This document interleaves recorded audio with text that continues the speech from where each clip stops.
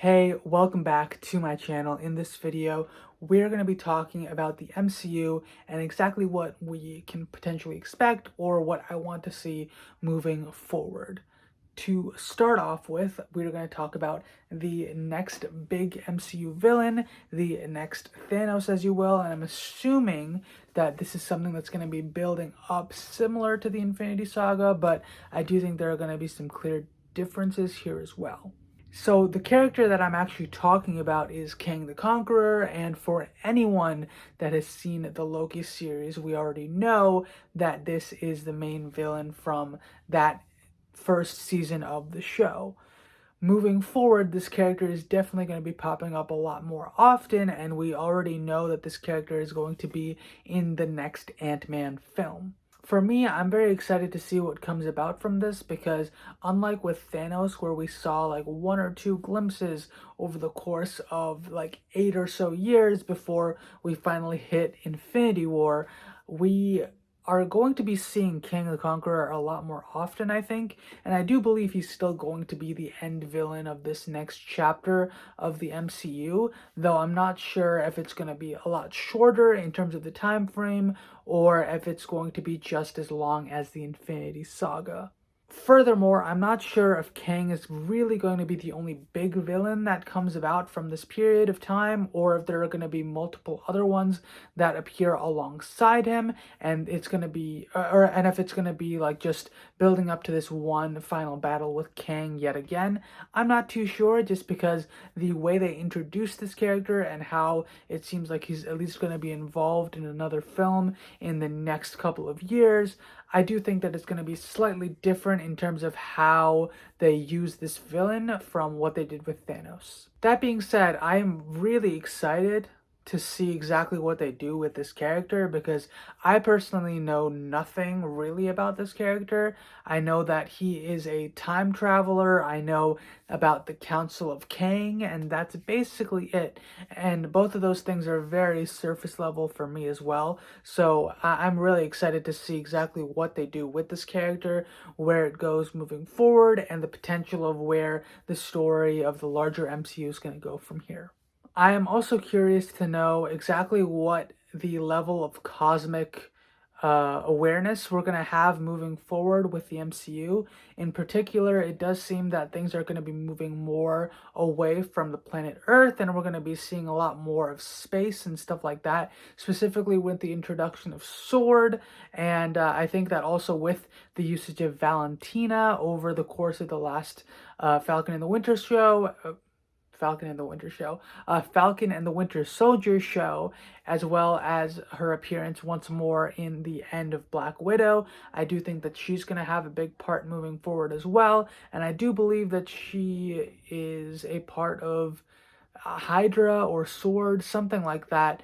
And although I don't know really anything about the character, I am assuming that it's going to build up to some type of bigger thing moving forward, potentially on a more cosmic scale. Also, of course, we do know that Nick Fury is out in space. We have Thor, the Guardians. We have all these characters that are not on planet Earth, even Captain Marvel. So with all that being said, I do think it's much more likely that we're going to be seeing more things take place outside of the planet Earth, because we don't really have too many grounded superheroes at the moment, at least in terms of the ones that have been around for a long time. I mean, even Doctor Strange, his next film is the Multiverse of Madness, which is much grander in scale than anything that would typically have been done, I think, in an Avengers film. Not to say that the other films aren't, but if you think about it, the Avengers film was relegated only to a small section of New York City. Age of Ultron was one country's involvement, and then you have Infinity War, which was the real pinnacle of everything being super grand, and the entire universe is affected there. And then, of course, Endgame was also on a very grand scale where it's time travel, right?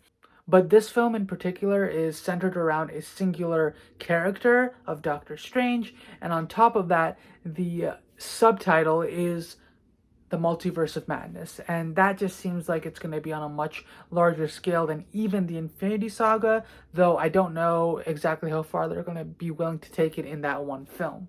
Also, as we continue along talking about the multiverse of madness, I think it's pretty clear at this point that we are going to see a lot of different iterations potentially of similar characters that we've already seen, especially with what we've seen in the Loki show. We're probably going to maybe see different variants of characters that we've already seen in the past beyond just Loki, which is pretty much who we were just seeing in the Loki series. So I'm assuming that we're going to see a lot of variants of, say, Doctor Strange, maybe Wong, or even the Scarlet Witch, and of course many of the other characters that we've known and loved for a long time, and even potentially seeing things being weaved in like older MCU properties and other properties outside of the MCU that are still Marvel owned properties.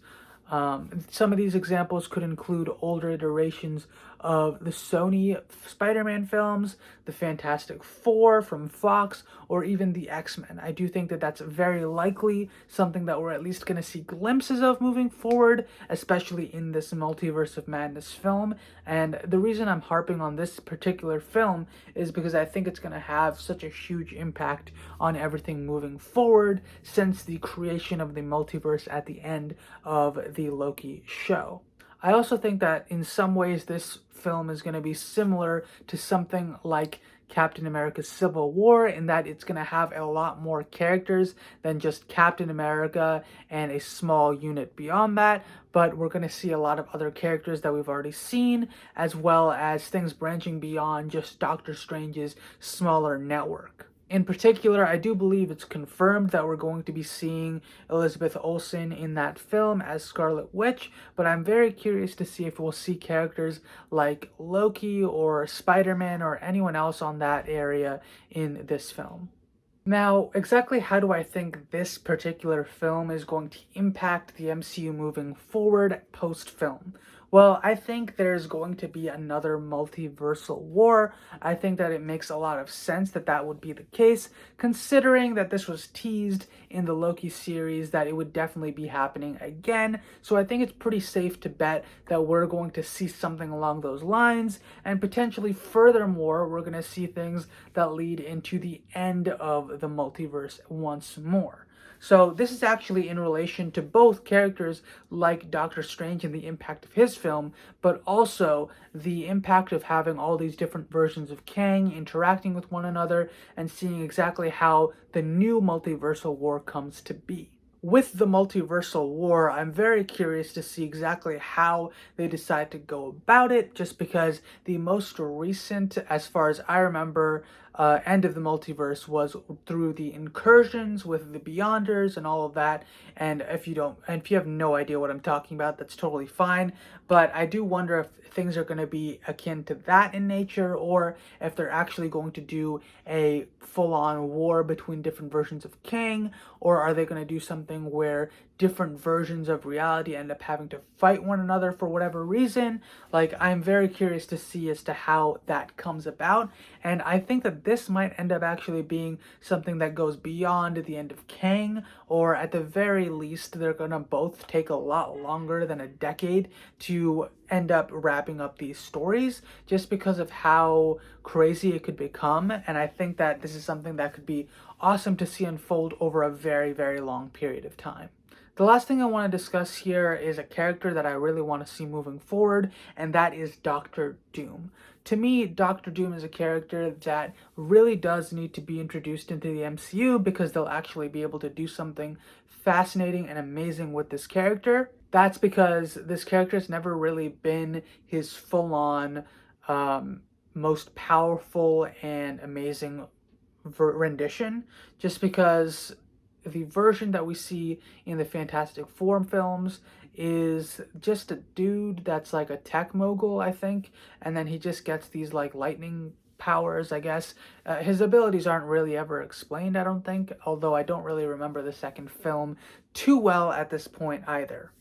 The main aspect I want to see with this character is that he is a magician or sorcerer on the same level or similar level to Doctor Strange and even Loki. So I think that these three characters, along with the Scarlet Witch, are going to really be the most powerful sorcerers moving forward on the planet, especially with what they've done with Scarlet Witch and how she's become much more powerful, and they're saying that she's now on the level or similar in power to Doctor Strange. And I think that with the scenes that we've seen in Loki, with just how powerful that he could become, I think it would be cool to see these four characters really be the key sorcerers moving forward, despite only one of them being the Sorcerer Supreme. And once again, I really just want to see Doctor Doom in this universe being like in the shadows, potentially being another villain comparable to someone like Kang, and someone who's going to play a major role in the multiversal war moving forward. And for anyone who's actually seen or read the stories about the end of the multiverse, and specifically relating to things like God King Doom, that's really what I hope to see at the end of this. And I don't know if that's ever actually going to happen, but that's what I dream is going to happen moving forward. That being said, when we talk about Doctor Doom, there is one group of individuals that we cannot leave out from this discussion, and that is the Fantastic Four. To be honest, I do want the Fantastic Four to be introduced separately from Doctor Doom himself, but that being said, that must mean that Doctor Doom has to be established before the Fantastic Four film.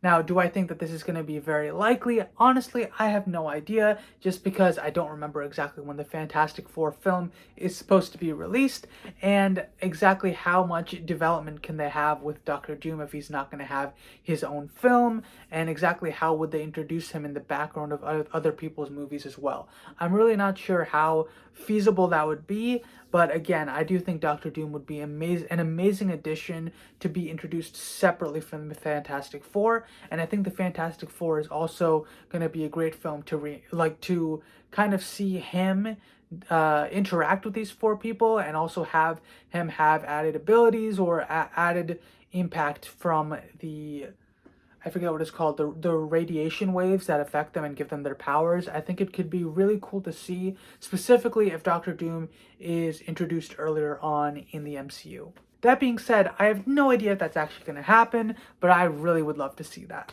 That's all I have to say for this video. I'm really excited to see what happens moving forward in the MCU, and I think these four different pieces are really going to be what we're going to see develop and grow moving forward over the next decade, or maybe even more, and I'm really excited to see what happens next. Let me know your thoughts on what's going to be happening next in the MCU. What do you think are some of the big characters or big players and big events that are going to happen moving forward in the MCU? If you enjoyed this video, please like the video and subscribe for more videos from me as well. Thank you for watching, and I'll see you in the next video. Bye.